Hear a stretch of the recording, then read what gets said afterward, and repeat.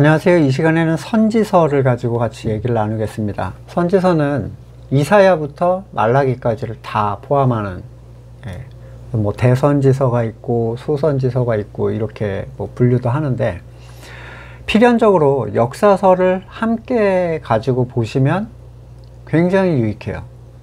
그러니까 선지서가 없이 보는 역사서는 방향을 잡기가 굉장히 어렵고, 역사서 없이 보는 선지서는 적용 범위가 애매해집니다. 뭐에 대해서 이렇게 얘기하는지, 어떤 상황인데 이렇게 얘기하는지 애매하죠. 사무엘상하, 열왕기상하, 역대상하, 그리고 스느에까지 이 모든 역사가 이 안에 이렇게 선지서랑 겹쳐 있어요. 이 역사서의 다양한 상황 속에서 하나님의 뜻을 분명하게 알리는 하나님의 메신저들의 얘기를 담고 있습니다. 역사서만으로는 하나님의 뜻이 분명하게 읽히지 않던 것들이 선지서를 읽으면 더 명확하게 하나님께서 그 시대를 어떻게 바라보고 계시고, 또 그 사람들은, 하나님의 백성들은 하나님의 뜻을 어떻게 받아들였고, 그들이 가진 생각과 하나님의 생각이 어떻게 충돌이 됐는지, 또 하나님께서 앞으로 어떻게 구원하실지에 대한 일들을 그들에게 자세히 말씀해 주시고, 그들을 계속 돌보시는 것들을 우리가 그 안에서 발견할 수 있어요. 하지만 어느 선지자들도 왕들에게 기꺼이 환영을 받지를 못합니다. 거의 대부분 하나님의 말씀을 좋게 여기지 않았고, 북이스라엘 같은 경우에는 전무해요, 그런 사람이. 선지서 속에서 우리는 구약의 한계를 보게 되는데, 구약 자체의 한계가 아니라, 율법의 한계가 아니라 구약을 대하는 타락한 인간의 한계를 보게 됩니다. 말씀이 없어서 따를 수 없는 게 아니라 말씀이 있어도 따를 수 없는 상태, 절망적 상태죠. 타락한 인간에게 스스로 지켜서 의를 이루라는 하나님의 명령은 전혀 먹히지 않았습니다. 어떤 기적도, 경고도, 선지자도 다 의미가 없었어요. 때로는 잠깐 받아들여지는 듯 했지만 언제나 본래의 그 타락의 자리로 돌아왔죠.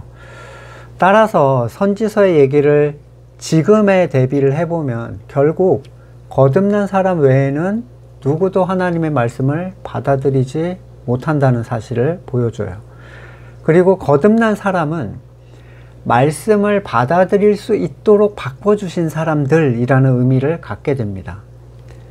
구약에서는 일시적으로 하나님의 말씀을 받아들였던 것, 그것을 은혜라고 표현하지만, 그리스도의 십자가 사건 이후에는 영구적으로 받아들일 수 있게 바꾸어 주신 것, 존재 자체를 바꿔주신 거죠. 그 은혜를 보게 됩니다. 이렇게 선지자들이 외쳐도 아무 소용없던 그 시대, 하나님의 침묵, 그리고 세례 요한의 외침 사이에 400년이라는 침묵기가 있는데, 이 십자가 사건 이후에 비로소 들을 수 있는 사람들의 모습이 이제 발견돼요. 이제는 말씀이 아니면, 하나님의 말씀이 아니면 들리지 않는 존재들이 발생을 하는 거예요. 전엔 말씀을 해줘도 못 듣는 존재였는데, 이젠 하나님의 말씀이 아니면 다른 건 안 들리는 존재들. 사람에게 생명을 주시고 그 존재를 바꾸겠다고 하신 하나님의 새 언약은 그리스도의 죽음과 부활을 통해서 지금 우리의 삶 가운데 이루어졌습니다. 구약 안에 하나님의 백성이 처한 절망성, 그것을 보여주는 게 선지서예요. 아무리 외쳐도 소용없는 상황, 아무리 인공호흡하고 전기 충격을 줘도 살아나지 못하는 상황. 그럼에도 불구하고 행위를 채워서 의를 이루겠다는 사람들은 사실 구약의 가치가 뭔지를 모르고 읽는 거죠. 구약, 이 선지서 같은 거를. 그들은 선지서를 보면서도 순종해야 된다 라는 의지를 불태우면서 순종이 중요하지 않다는 얘기가 아니라는 건 아시는 분은 아실 거예요. 속사람으로 행하지 않아도 외적인 껍데기로 자기의 의를 채운다라는 얘기입니다. 옛 언약에 속한 모두가 말라기를 기점으로 더 이상 말씀을 주지 않으시는 상태로 던져졌는데도 이 지금 건물교회 사람들은 계속 똑같은 행동을 하고 있어요.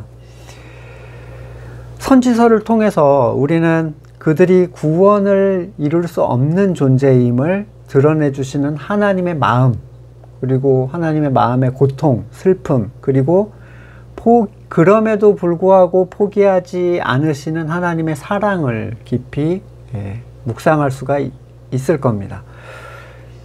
이로써 구약에 대한 부분들을 우리가 전체적으로 한번 같이 둘러봤는데, 구약의 핵심은 언제나 인간의 절망이에요.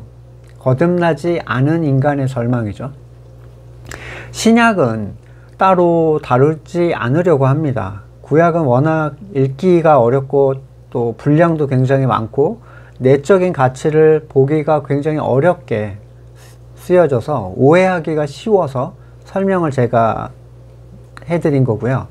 신약은 그 자체로 분명하게 드러나 있기 때문에 물론 분명해도 전혀 다른 쪽으로 해석하시는 분들이 계시지만 이건 거듭남과 생명의 문제라고 생각을 합니다.